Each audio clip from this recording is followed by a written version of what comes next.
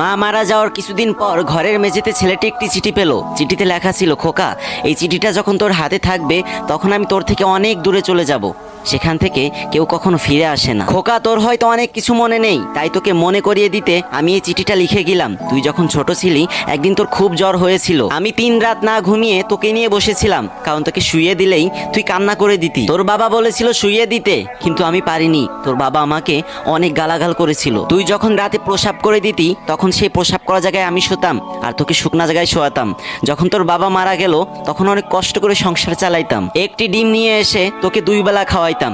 এমনও দিন গেছে যেদিন আমি না খেয়ে থাকতাম, তাও তোকে কোনো অভাব বুঝতে দেইনি। একদিন বাসায় রান্না করার মতো চাউল ছিল না, তাই অন্য বাসায় গিয়ে কাজ করে তারপর তোর জন্য চাউল কিনে এনে পরে তোকে খাইয়েছিলাম। হয়তো তুই ভুলেই গেছিস, যখন তোর এসএসসি পরীক্ষার ফি ছিল না তখন তোর বাবার দেয়া নাকের ফুল বিক্রি করে তোর এসএসসি পরীক্ষার ফি দিয়েছিলাম। আরো অনেক কথা। তুই হয়তো এখন ভাবছিস যে আমি তোকে এসব বলছি কেন।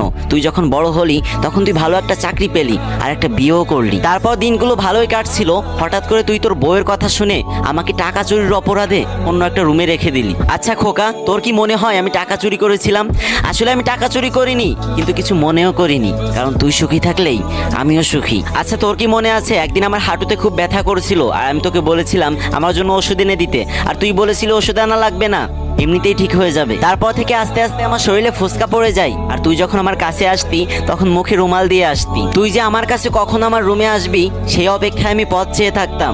এক কাপড়ে যে আমি কতদিন কাটিয়েছি সেটা আমি নিজেও জানি না। যখন তুই ছোট ছিলি তখন তুই আমার কোলে পায়খানা করে দিতি, কিন্তু আমার ঘৃণা করতো না।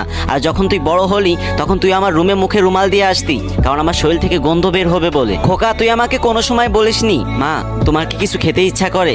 খাওয়ার কথা নাই বাদই দিলাম, তুই তো বিয়ের পরে আমাকে মা বলেই ডাকিসনি। জানিস খোকা, পৃথিবীর সব মাই চাই তার ছেলে মেয়ের মুখ থেকে মা ডাকটা শুনতে, পেট ভরে খেতে না। খোকা, তুই কি পারতি না আমাকে মা বলে ডাকতে?